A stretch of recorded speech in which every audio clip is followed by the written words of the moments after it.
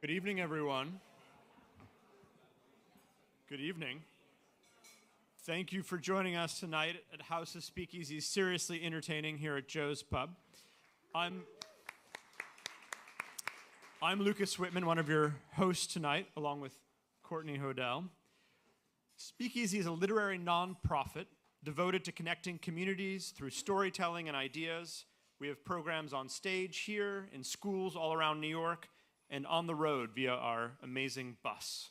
Tonight, we are pleased to partner with our friends at the Whiting Foundation for this special edition of Seriously Entertaining, featuring writers and literary magazines who have previously been honored by the Whiting Foundation through awards and grants. Tonight, we're joined by Courtney Hodel, who's the director of programs at the Whiting Foundation, and Peter Penoyer, who's the president of the Whiting Foundation, and he will say a few words about what they do. Thank you.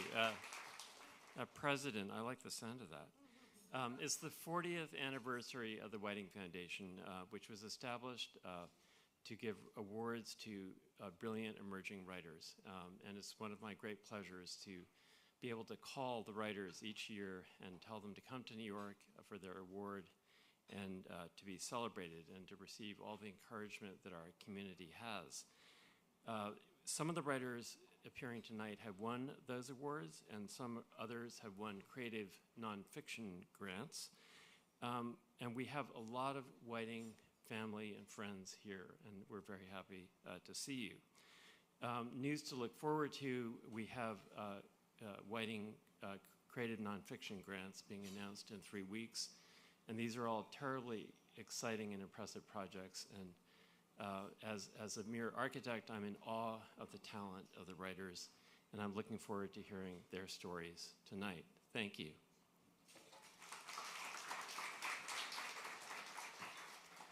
Thank you, Peter. Okay, now on to the show.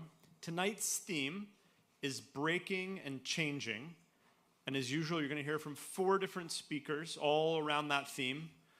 We can't tell you where exactly they're going to take it, but you'll soon see. Our first speaker tonight, Eiren Caffall. Eiren has written on loss and nature, oceans and extinction. Her writing has appeared in Guernica, the Los Angeles Review of Books, Literary Hub, Al Jazeera, The Rumpus, and the anthology Elements, Fire, Volume 4. In 2023, she received a Whiting Creative Nonfiction Grant for her memoir, The Mourner's Bestiary, which came out earlier this year. Please welcome Eiren Caffall to the stage.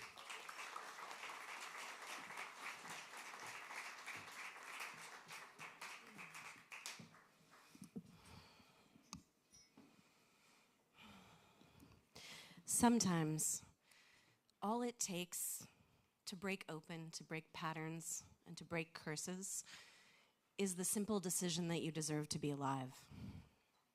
That decision can change everything.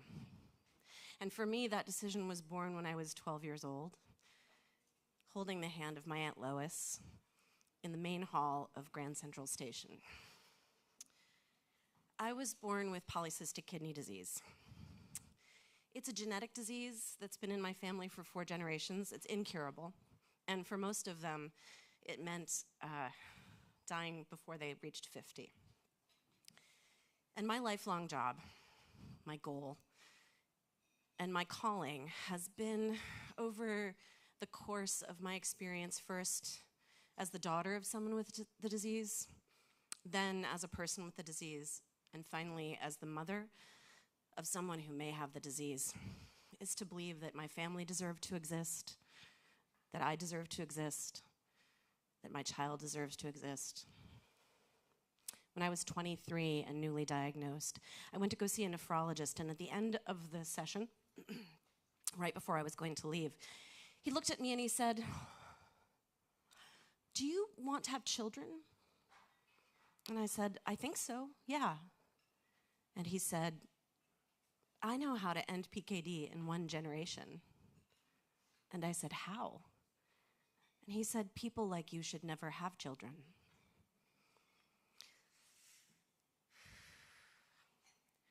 America is in love with eugenics. And it goes so far back that in the 20s and 30s, we even had fitter family contests at state fairs and carnivals. where families would be judged on their genetic deficits, and any family that received more than a B+ score for their fitness would get a medal. And the medal would say, "Yea, I have a goodly heritage," from Psalm 16. In that kind of a climate, when my parents' generation, when my father's brothers and sisters all realized that the disease they were carrying was genetic, most of them made the decision not to have biological children, except my dad, who was pretty convinced that he was going to be fine, and so decided to have me, and a year later, when I was a newborn, found out that he too was carrying the gene, and that he too was going to become sick from PKD. The only person in his cohort he was one of 4 children, who also was forced into a decision about their reproductive future was my Aunt Lois, his sister. And Aunt Lois was a remarkable person. She was resident of the Upper East Side, pioneering woman in advertising, absolutely fierce and brave and brilliant, and the youngest person in our family to come down with the disease. She started getting sick in her 20s. And what kind of a decision she might have made about her future if early kidney failure-induced menopause hadn't made the decision for her is still a mystery, of course, but I know the way that she mothered me. I was growing up in a house entirely defined by the illness that my dad carried, and my mother's alcoholism, and the responses of our family to the poverty and the insecurity, the lack of health insurance, the lack of life insurance, all of the terrible consequences of having a pre-existing condition in this country.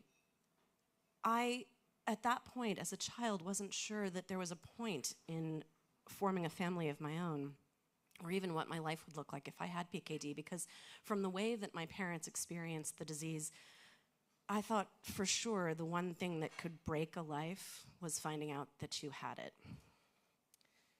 I think my father probably understood that I needed something else, some other piece of information to go with that. So when I was 12, he put me on an Amtrak train in Hudson, New York, the closest Amtrak to our home in the Berkshires, to come down to New York City to visit my Aunt Lois for spring break. At the time, Hudson was just this tumble-down place of hippies and artists and townies, but it had been a whaling port in its early life. In fact, it was a bigger whaling port than New York City, and it still sort of had in its bones the sense of those wooden ships coming up our valley, which is a river, which is a fjord, which courses with salinity and tide all the way to Poughkeepsie. And I was a strange and spooky kid. I was the kind of girl who would definitely go out in the back meadow and find the frog spawn in the cistern. I was definitely the kind of kid who was going to throw a copy of the Mabinogion into my backpack along with my recorder and go up into the hills and find a rock to sit on to read until I had to come home for dinner. I was obsessed with the ocean. My grandmother was a swimming instructor. I spent some time on the Long Island Sound with her. I was obsessed with Greenpeace and acid rain and disappearing forests and wooden ships. I was absolutely in love with the Hudson as an idea. And on the train, I sat by the window and watched the river scroll by until we got to the city and went into a tunnel, and I could see my reflection in the window with my pigtails and my dress, country mouse. And when we got to the station, the conductor took me off the train and helped me to the platform and waited until my aunt arrived, and she appeared in the crowd in a bright red coat she had sewn herself while she was on dialysis, with a close cropped bob haircut and a cigarette and a purse, absolutely different than the bohemian messiness of my mother and father. And she parted the crowd and spotted me, and she and the conductor exchanged a look, and I went off with her. She looked at me and said, "Was it a good trip?" And I said, "I saw the Hudson." And she said, "That is one hell of a river. Come on, kid, I got something to show you." And she took off through the crowd, and I had to run to catch up. But she led me down the platform, up through stairwells, through tunnels, and finally into a giant marble hallway where she stood for a moment and said, "This is the Whisper Gallery. If I stood over there and you stood over here, you could still hear me, even if I whispered as if I was right next to you." And before I could even take that in, she was off. And I followed her until we stood at the entrance to the main hall of Grand Central Station. She walked me in, and the first thing that I noticed, of course, was just the things on the ground level. People, the big clock, the boards full of train times, the ticket windows. And she knew that I wasn't seeing what she wanted me to see, so she looked down at me and she said, "Look up, kid."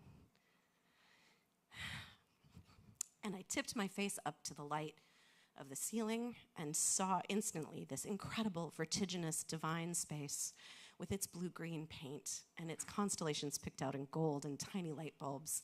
And something opened up in my chest, some piece of the tension that had been with me on the whole train ride, something I had even not quite noticed, a way that all of that brittleness was starting to peel back from me like the shell of a steamer clam.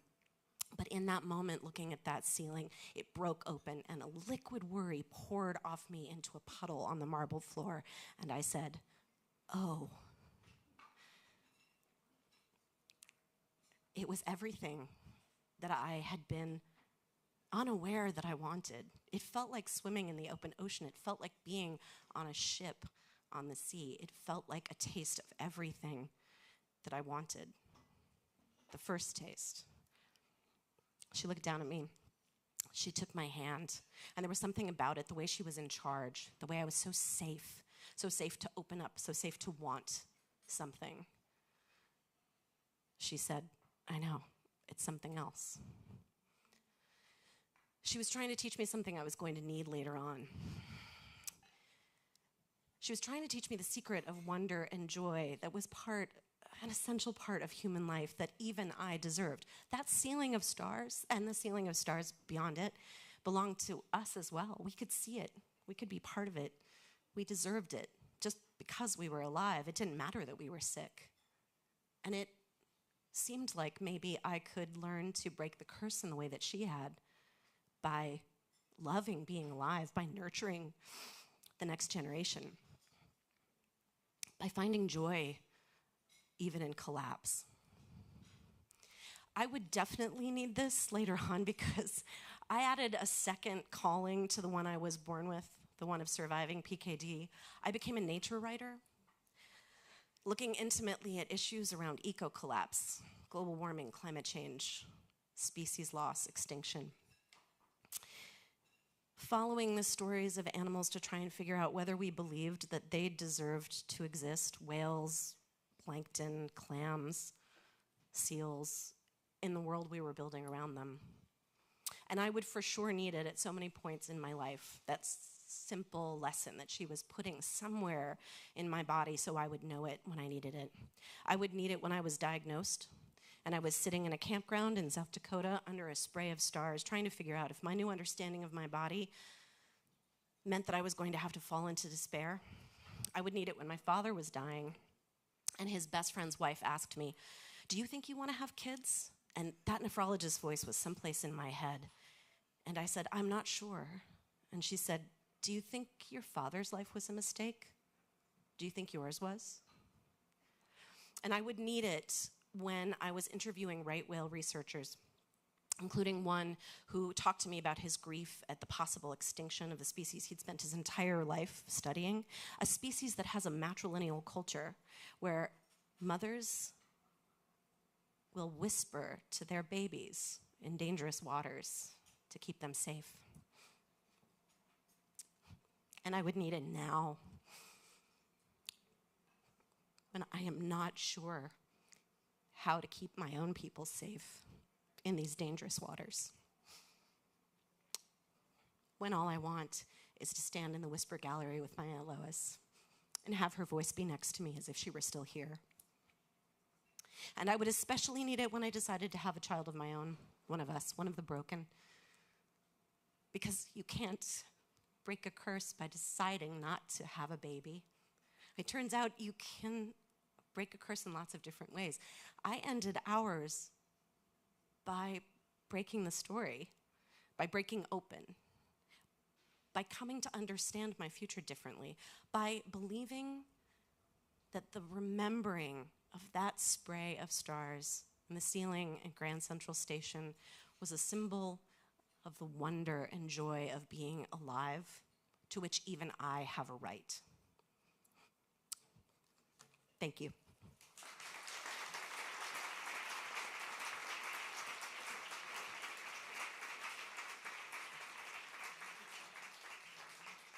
Thank you so much, Eiren. That was great. Our second speaker tonight is Atossa Araxia Abrahamian. She's a journalist whose writing has appeared in the New York Times, New York Magazine, the London Review of Books, and other publications. In 2024, she's a New America National Fellow. She's worked at The Nation as an opinion editor at Al Jazeera and a reporter for Reuters. Her new book, appropriately enough, is called The Hidden Globe: How Wealth Hacks the World. Seems very timely, and indeed it just came out a few weeks ago. And we're thrilled to have her here tonight. She won a 2022 Whiting Creative Nonfiction Grant in order to complete that book. Please welcome her to the stage.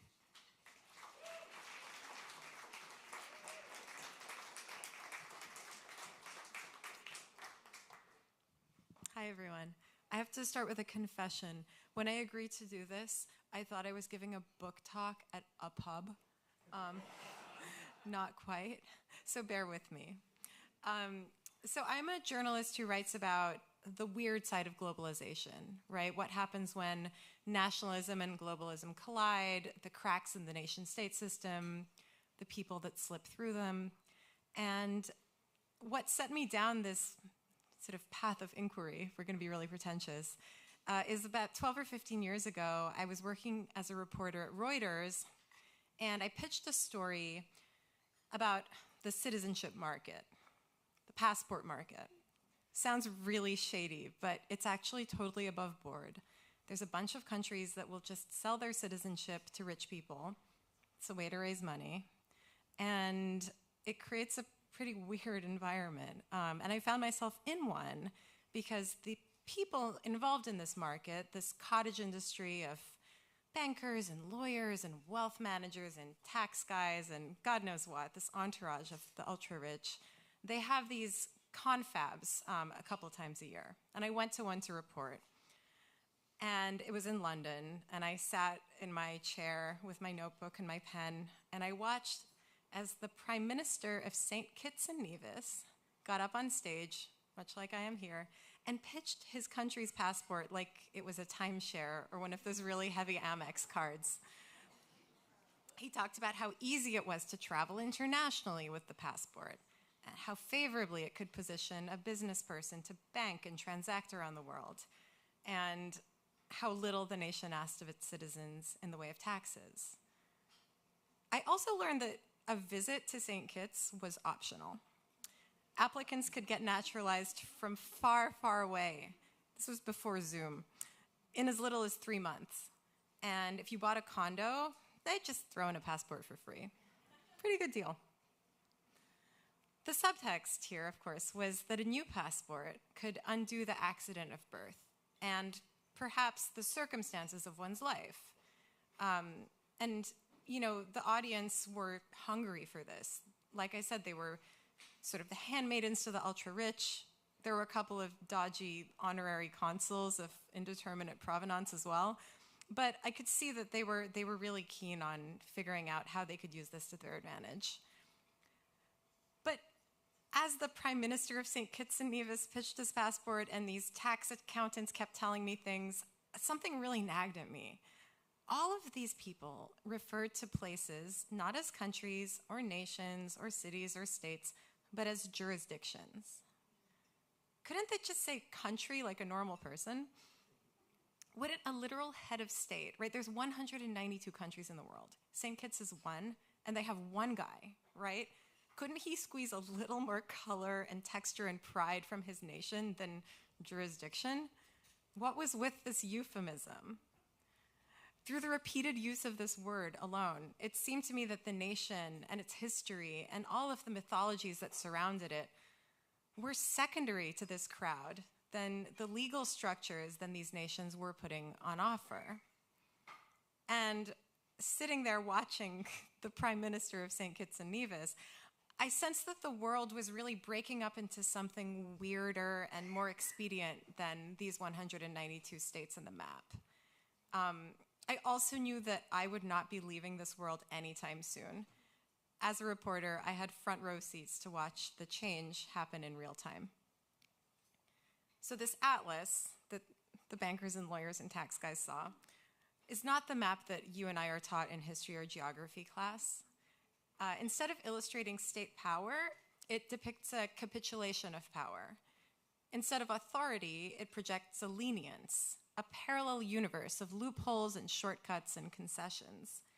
And this is a completely different way of thinking about the world, and of laws and of rules. And to me, it was a revelation or an abomination, probably both. So I filed my story about the passport brokers, and I ended up writing a whole book about them and the countries that sell passports and the people who buy them. But I couldn't get this idea of like the world as jurisdictions out of my head. There was something really familiar to me about it. It was like I understood its innate logic, even though I am not a tax attorney or a billionaire. It took me 5 years to figure out why I jived with this. This world reminded me of the place where I grew up. Has anyone been to Geneva, Switzerland? Okay, one word to describe it. You. Okay, that was one of them. Nice, clean, pretty, and boring. And all of these things are true. These are the things that people will tell you about Geneva. But if you step back and you look at Geneva's legal geography, not its old town or its lake or whatever, the clock made of flowers, you see a place full of holes. It's a city of Swiss cheese. There are the banks, which for hundreds of years, or for 100 years, offered extreme secrecy to like every dodgy character on the planet under numbered accounts. Even the Swiss state did not have access to this information. On the other hand, there are countless international organizations and consulates and missions, WTO, ILO, UN, et cetera, et cetera. And they're all playing by their own rules. They have their own labor laws, the UN has its own postage stamps, and the people that work at these organizations are like super high-end guest workers. They stay for 3-4 years, they move on. They're not subject to the same taxes as Swiss citizens. They don't really pay their parking tickets. And there's a special shop where if you are a category G or above at the UN, which is P, you can go to the store and you can buy microwave dinners, Chanel No. 5, a Rolex, and underwear, duty-free. It's super weird. It's like in a basement. And so you have a group of people who are literally living in another world. I was part of this world. On top of the UN and the banks, you have the Geneva Free Port, which is my favorite example of the weird globalization that I'm talking about. So the Geneva Free Port is a warehouse. You go outside, nothing to look at. It's a warehouse. What's special about it is that it is a place that is on Swiss territory, but outside of it for the purposes of taxes and customs. And originally, the idea of the Geneva Free Port was that if you're a trader and you have all this grain and you're on your way to Germany or France or what have you, you can leave it there, not deal with like customs bureaucracy, and the next day or the next week, ship it off and carry on. Nobody is moving grain in that way these days. These days, the Geneva Free Port is believed to be full of trillions of dollars worth of wine and art and cars and jewels and like the excess lucre of the ultra-rich. It's like disgusting. It's like someone described it to me as Alibaba's cave, but at least the thieves went to visit their stuff. Like this stuff is in crates. Like it's like Picasso's in crates. It sucks. It's all hidden away for the purposes of taxation, of course. And so Geneva, with all of these parallel legal structures, is a microcosm of the world that the passport brokers, my old friends, inhabited. So it's no wonder that I got along with them so well, that I understood where they were coming from. And so as I researched and reported on the Freeport and other types of concessions, shall we say, I realized the world was full of little Genevas, from Dubai to the Arctic, from Luxembourg to Singapore. An example that's all around us is the special economic zone. Sounds really boring, but probably something you're wearing, something you're holding, something in your bag has hung out in one of these zones at some point. It's kind of like the Freeport. It's a place that's cordoned off on one country's territory, but playing by different rules. Often these rules are less regulated labor laws, lower taxes, various concessions that the private sector takes advantage of. Has anyone been on a cruise? I have not. Not a lot of cruisers in this room. If you were to go on a cruise, though, chances are that the flag of the cruise ship would be Liberia or the Marshall Islands or Panama or someplace that doesn't seem like it should be there. And the reason for that is that while no country owns the oceans, and no person yet, and we'll see next week, owns the oceans, the flag that a ship flies is what determines its laws. And so much like the passport industry that I started talking to you guys about, there's a thriving business of selling these flags, renting out these flags, and making them as lax as possible when it comes to regulation.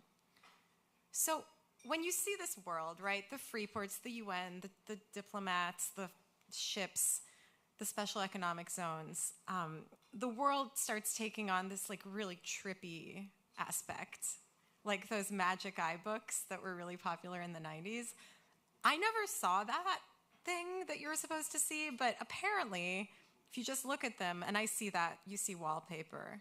But if you stare in a particular way that I still have not mastered, a whole world floats up above the page. The desire to carve out exceptions from law, from life, from society is not new. Communities have always set aside places apart for worship and contemplation and rituals. Today, our elsewheres and nowheres aren't places for offering, but places of evasion. And they bridge the gap between the world of bordered independent nations and this world of freewheeling trade. These places that I've written about epitomize the strange moment we're in when a country can sell its citizenship, carve out land, rent another country's land, a la Gitmo, and even sell its URL to dodgy website operators. A while ago, every website ended in .ly. That's Libya making a killing, okay? But there's another thing that these places have in common, and it's more metaphysical. They're all, in their way, a kind of legal fiction. Almost a century ago, an American jurist named Lon Fuller defined a legal fiction as such. It is a statement that is neither truthful nor an outright lie. It is adopted by its author with full knowledge of its falsity. And it is useful precisely because it's widely understood to be false. Corporate personhood is probably the most commonplace example of a legal fiction. Most of us know that it is untrue. The corporations are actual people. At the same time, most of us also accept that they enjoy the status of a person in political life and in court. This can create some problems, right? The special economic zones, where I mentioned they have factories and lower labor laws, are perfect legal fictions because they have an alternate legal regime, but they're on the same land as the more common set of laws. And so are warehouses like the Geneva Free Port, which classifies goods inside it as being in transit while knowing well that they are not moving an inch. And that's kind of the plot of the movie Tenet. Some of you might have seen it. That is not a complete fabrication. He had a lot. I can talk to you a lot about Tenet.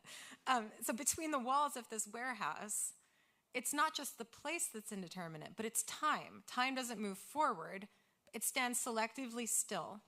It is a made-up place with made-up rules. And this construct, I think, reveals more constructs still.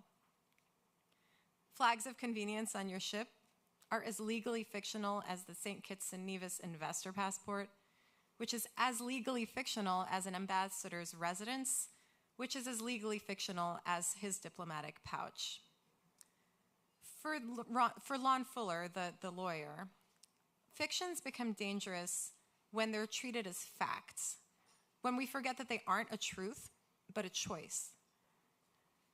Indeed, a free port is not just a fiction. It's a fiction derived from an even greater fiction of borders and fences and lines. And so when we say that a warehouse is outside of national boundaries, we end up leaning more heavily on the truthfulness of those national boundaries. Lon Fuller also believed that the legal fiction, and I'm going to quote here because it's really good, represents the pathology of the law. Only in illness does the body reveal its complexity. Only when legal reasoning falters and reaches out clumsily for help do we realize what a complex undertaking the law is. So when you begin, as we all have today, to see the world as composed of these jurisdictions and not just countries on a map, you might experience a sort of malaise, which I'm very familiar with. While reporting in Geneva and Dubai, in a village on the border of Laos and China, and a sidewalk in the city of London, in all of these jurisdictions, right, I could see exactly where I was. And yet, I was made to believe that I wasn't there at all. My reasoning faltered, and I reached out clumsily for help. I grasped at the complexity of the law and of the world. Thank you.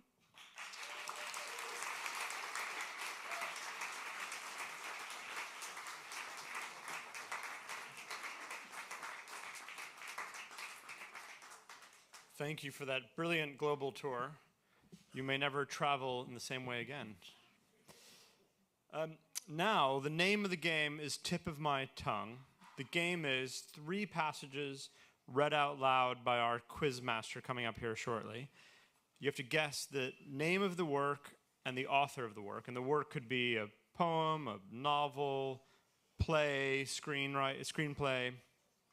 No phones, no AI, no perplexity, all right? We're here in person. Keep it real. The winner, who guesses all 3 correctly, will go home with this book bag of signed books by all of our guests here tonight. All right, any questions? Yeah, on your table, sorry, thank you. On your table, you'll see pencils and should be answer sheets, and you can write down the answers there and then give them to a member of our team who will circulate. And our quiz master tonight is Mark Krotov, who's the co-editor and publisher of the magazine N+1 and the co-editor of the N+1 anthology, The Intellectual Situation. And for those who don't know, N+1 is one of the intellectual defining magazines of the last 20 plus years. Very important publication. And it was awarded a Whiting Literary Magazine Prize in 2023 for their work. And the citation read, N+1 is a major site of discovery for new talent, and it indisputably lives on the cutting edge of literary and political discourse, a must-read for critical engagement with pressing issues of the day. So subscribe now. Please welcome Mark to the stage.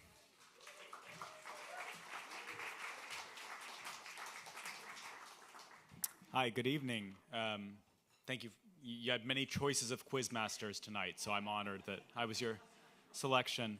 I don't want to say anything really about these quotes because I don't want to spoil anything, but I guess I will say that if you don't get the third one, I don't know. Okay. The first quote. Actually, the first one you should really get. Well, the first quote. One morning, upon awakening from agitated dreams, Gregor Samsa found himself in his bed transformed into a monstrous vermin. That's not a description of last week. This is just a quote from a novel. The second quote, life changes fast. Life changes in the instant. You sit down to dinner, and life as you know it ends. The question of self-pity. Those were the first words I wrote after it happened. The computer dating on the Microsoft Word file, notes on a change.doc, reads May 20, 2004, 11:11 p.m., but that would have been a case of my opening the file and reflexively pressing save when I closed it. I had made no changes to that file in May.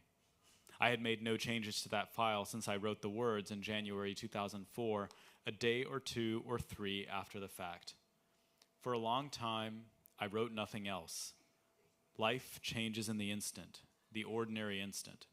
At some point, in the interest of remembering what seemed most striking about what had happened, I considered adding those words, the ordinary instant. I saw immediately that there would be no need to add the word ordinary because there would be no forgetting it. The word never left my mind. The third quote. This is the one you really gotta, no pressure, but just, don't send the card back unless you're really sure.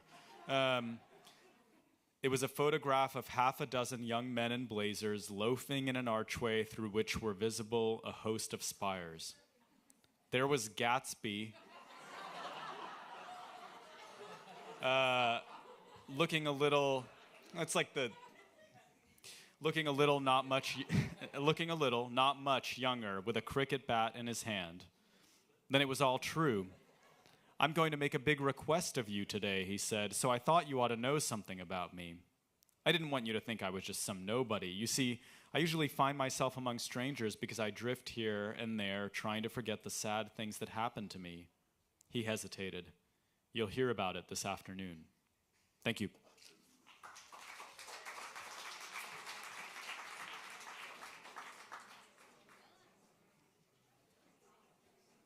Thank you, Mark. We're all just going to have a brief intermission, and then we'll be back shortly. Thank you.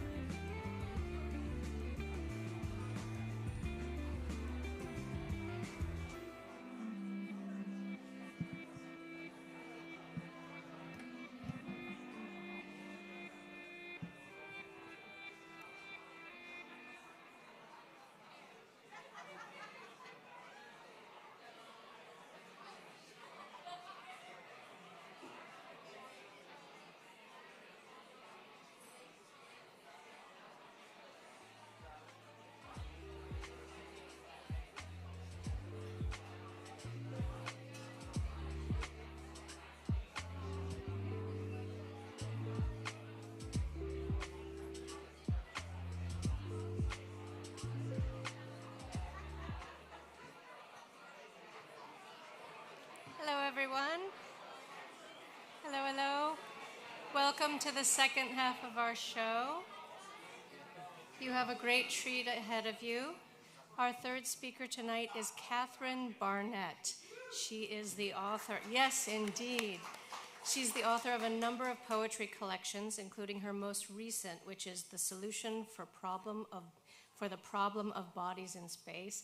Our entire Whiting team read it in our book group. We loved it. We cried. This is a very, very profoundly great book. And it was just selected by Publishers Weekly as the best book, one of the best books of 2024.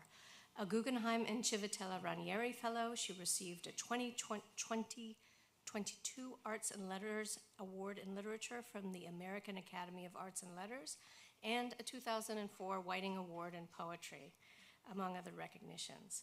In her own words, she says, "I try to practice some of the basic principles of improv as I sit down to my daily writing practice. Yes and, leaping from A to C, emphasis on the group, not the individual, and above all, don't try too hard." Catherine Barnett.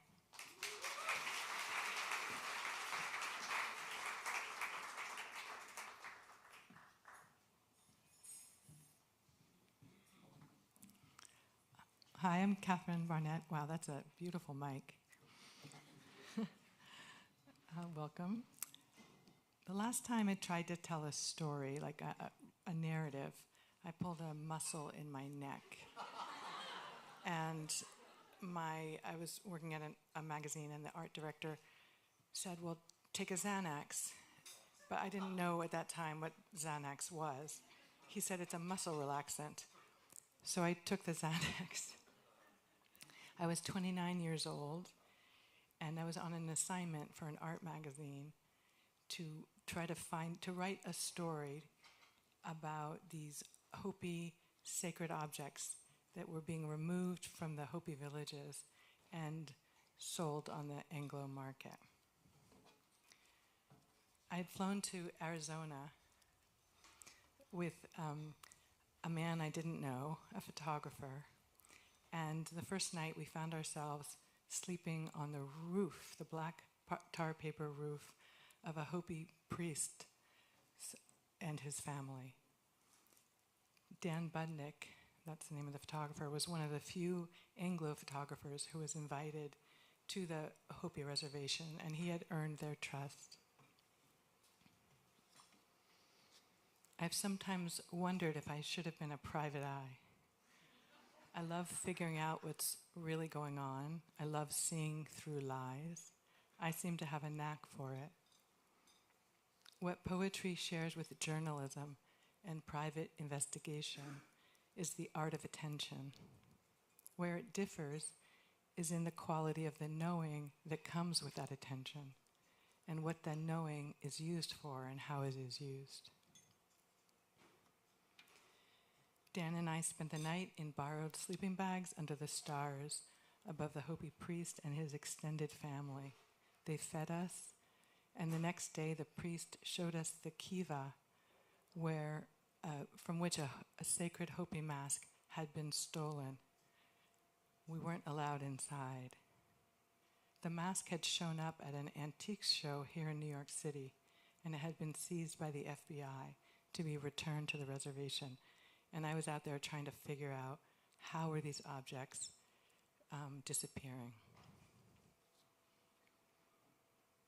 I didn't figure out who was removing the sacred objects and selling them until I went to Santa Fe and met with a gallery owner there who was in the chain of buyers and sellers. He had bought the mask and he had sold it for over $100,000. And he played dumb when I was interviewing him, but I wasn't really fooled. And I came to realize he was part of a chain of disreputable people who had lured the Hopi priest's grandson, and possibly others, to steal the sacred objects from their rightful places. Back at home in New York City, I was supposed to write the magazine's feature story to accompany Budnick's photographs. I filled a huge cardboard box with notes and drafts and failed attempts. I had two problems. One problem was that I felt I didn't know enough. I didn't know enough about the Hopi culture. I didn't know enough about the sacred objects. I didn't know enough to write responsibly about that culture. And the second problem was I didn't want to say what I knew. The priest had trusted us. His entire family had been so generous. How could I break that trust? How could I hurt his family with a truth I didn't think they knew? The magazine had spent thousands of dollars on the research, the trip, the photographs, our flights, and the editor knew a good story when he heard one, and he was expecting me to turn something in. I kept missing deadlines after deadline until eventually someone else was called in to write the story. Patrick Pacheco knew how to tell a story, but what is a story? I've been told that a story is something that happens in time, where something is changed irrevocably.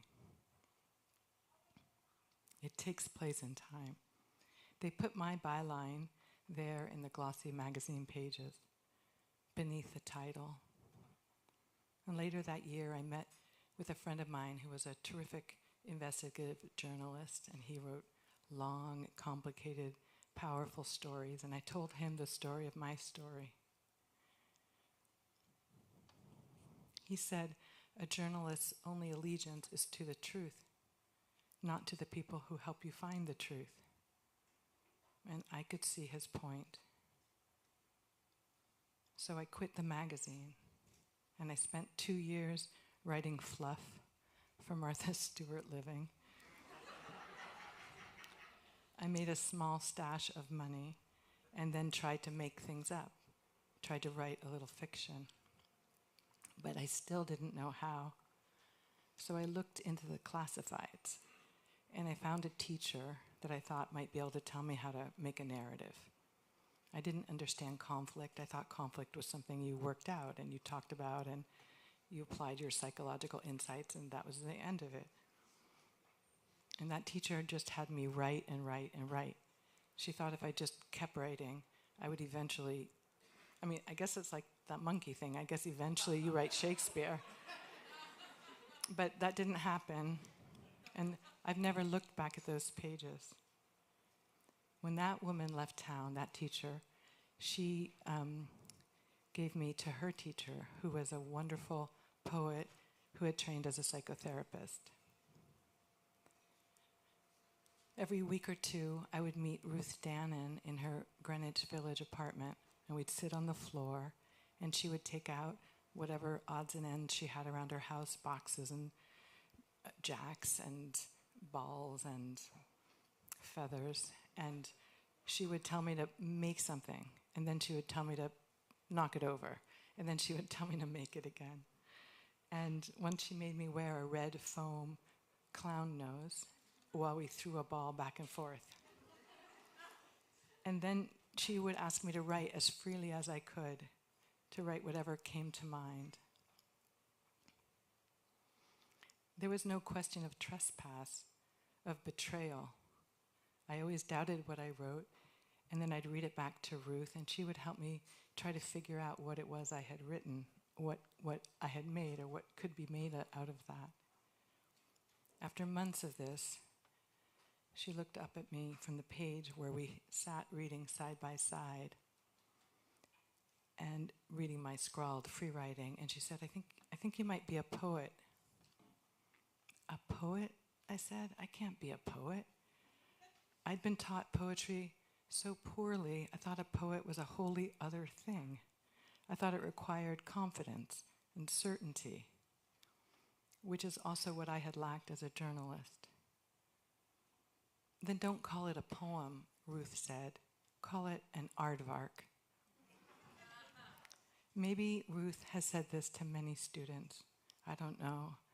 But once I began to let go of my previous notions of what made a poem, and instead thought about the wonderful idiosyncrasies of aardvarks, which look like they're made up of like 17 different animals, and began to think about where to break the line, and to focus on language itself, on language as material and the energy created by breaking a line, I was flooded with energy and I was headed into unknown territory, by which I mean territory where not knowing is as valuable as knowing. When I reread the magazine that has my name on it, I recognize only the opening and closing paragraphs. And I see that in the end, we didn't have to identify the priest's grandson by name. The name wasn't as important as the larger problem of Anglos taking advantage of the economic hardships of some Hopis in the villages.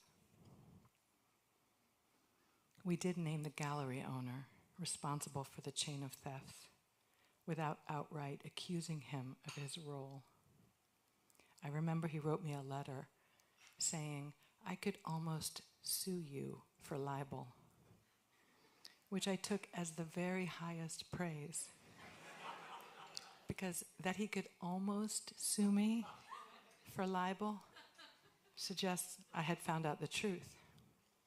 He was arrested on other charges a few years later on. Though some of my own aardvarks tell true stories, I think they mostly seek to stop time, to keep time from having the final say, as it so often does. And I've learned that aardvarks are born with their eyes wide open, and they are said to be diligent and fearless. Thank you.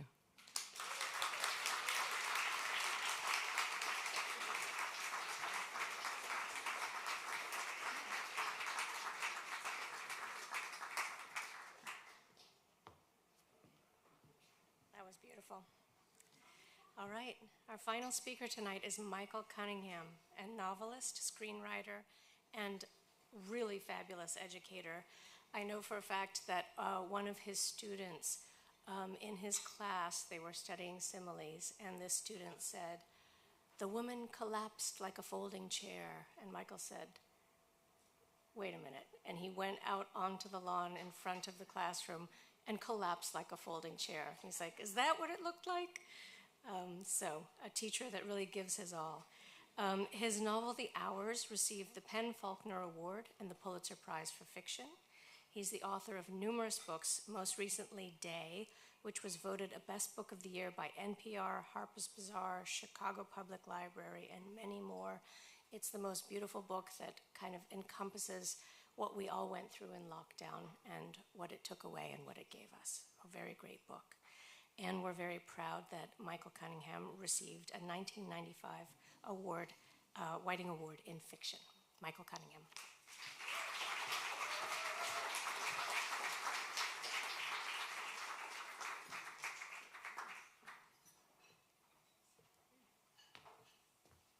Oh, thank you, Courtney. Thank you, everybody. So I graduated from college. I assume I am audible, probably out in Lafayette Street. I graduated from college. I wanted to be a writer. No, it's not handheld. I like to walk around a little bit, perform interpretive dance. But I can stay here. I wanted to be a writer, so I just kind of drove out into the mad American night, thinking that I would wrestle an epic novel out of the American continent, that I would experience what and who was out there and come back with the big story and tell it to people. So, 3 years later, approximately, I am working at a gay tiki bar in Laguna Beach, which was not exactly what I'd had in mind. I had like the beginnings of 5 or 6 novels that I'd thrown away. I do have to tell you a little bit about my job in Laguna Beach. It was a gay tiki bar theme, which meant there were like palm fronds rattling around and tikis and a mural of a volcano. All those things, all those gay tiki things. And it was sort of famous for its big, hunky bartenders. Now, this was long enough ago that most guys didn't look like that. They didn't have steroids. There weren't even really gyms, except like date rapists would go to them. But the rest of us just had regular bodies, and so these guys were like sort of genetic accidents. And they were great. They were rough. I mean, they had like a missing tooth and a ballpoint pen tattoo. But they were these magnificent specimens, and we all wore grass skirts and leis. And when I got hired, I thought, "Are you sure?" "Yeah, we're sure." And what I discovered after I had started working there was, I can't believe these people were this smart, but they always kept a couple of sort of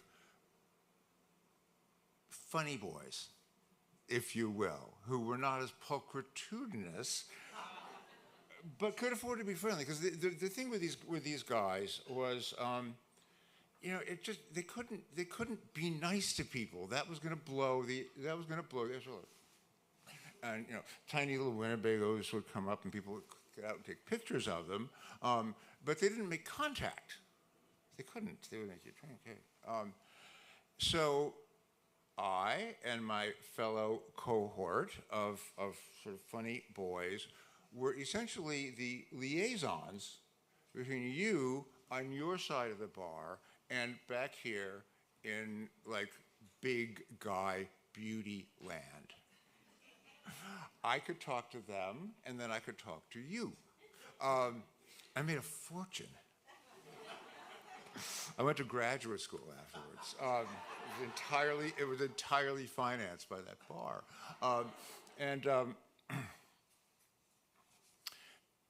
It being a tiki motif, the bar had a glass top, and there were fish swimming under, there was this much water, and there were fish swimming under the bar, and as I suspect you can imagine, they had a way of expiring during a rush, which was just not good for business, So we would keep moving the napkins and the peanuts around. The guys called me Faulkner. Hey, Faulkner, I got a floater over here. In a grass skirt and a lei, which I only stopped wearing recently. And the woman who kept the books at the bar her name was Helen. She was probably 50, but I was like 22. So she seemed much older to me, and she was great. She had sort of like deep fried hair and smoked 2 cigarettes at once. That's a mother. And Helen had a really challenging life. Her husband had just left one day, just poof, gone, and left her with all these gambling debts that he had neglected to mention, and 3 like criminal, dangerous children. So Helen, in order to just keep this all going, would get up early, work in a bakery, type people's manuscripts, and do the books at the bar. These were big days for Helen. It was rough. And she was a huge reader. Every night after one of her difficult days, trying to keep the children out of jail and trying to pay the rent, she would get in bed and read for an hour. And that was her reward at the end of the day. She was a huge fan of mystery novels. And I said, as only a particular kind of 23-year-old might, oh, you like mysteries? You ever read Dostoevsky's Crime and Punishment? And she said her voice was like 2 octaves lower than mine. She said, yeah, sure, I'll give it a shot. And she did. She was a very fast reader, so about a week or so later, I saw her in the bar, and she said, yeah, I read that Dostoevsky book. And I said, oh, did you like it? She said, oh, she said, yeah, it was a lot better than Lee Child. I said, mm-hmm. I said, but he wasn't as good as Michael Connelly. And although I didn't agree, I kind of thought, how great that Helen didn't know she was supposed to prefer Dostoevsky to Michael Connelly. No one had told her that. And I kind of thought, that's a great reader.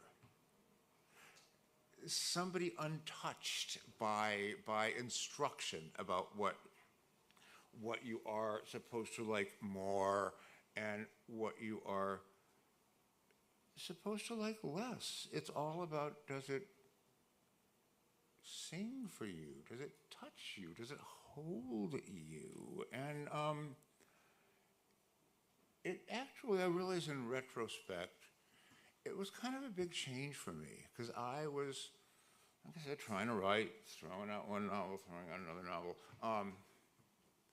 And I don't know, writing into the void, writing for the betterment of people less fortunate than I was, writing into history, and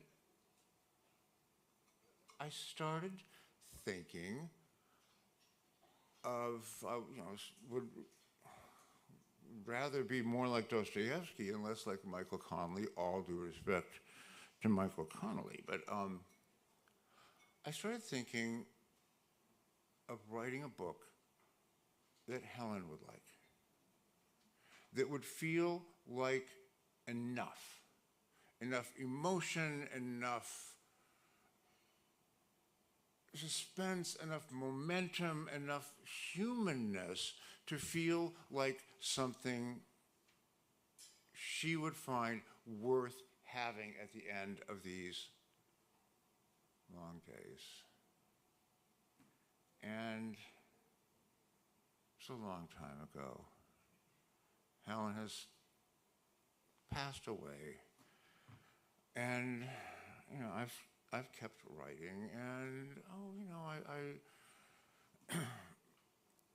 I write because I love it. I write in the hopes that someone will make a movie out of it. I write for money. I write in hopes that I might get laid. I write for, I write because what else would I do? There are so many reasons that I write, but I really still, I'm still trying to write books that Helen would like. Thank you.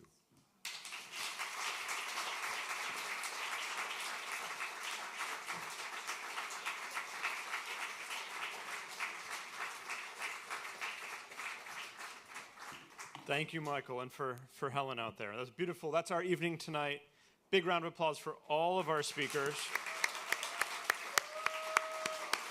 Woo! Great show. All of the authors, their books will be available for sale as you exit. They'll be signing books. Please buy their books, support them. Thank you all for coming out tonight. Now, we have the answers to the quiz. The good news is several of you got it right. The bad news is only one can go home with the prize tonight. So tonight, to pick the winner, we we have a very special guest on our stage. This is Eiren Cox.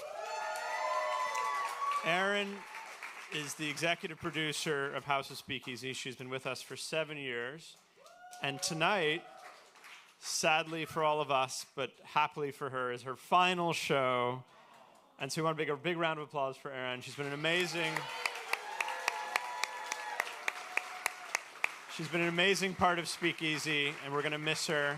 And she's going to so enjoy being in your seats next time rather than backstage. So big round of applause for Eiren. Thank you, Eiren, for everything. And now, I wish we could say you were taking the books home with you, but you've got to pick someone else to take the books home with them. So. Oh wait, did we say who? Oh, you want the answers too first, don't you? Okay. The answers are, first one, Metamorphosis by Franz Kafka, in the 100th year of since his death. The Year of Magical Thinking by Joan Didion. That was the tricky one, I think, for many. And finally, The Great Gatsby by F. Scott Fitzgerald. Easy one, yeah? And the winner is Nathan Rostron. Well done, Nathan. A book bag awaits you. That's it for our show tonight. You've been a wonderful audience. We'll be back here on this stage December 10th with Rumaan Alam, Clay McLeod, Chapman, Charles King, and Moon Unit Zappa. We look forward to seeing all of you on the December 10th. Thank you all. It's been a great show. Great to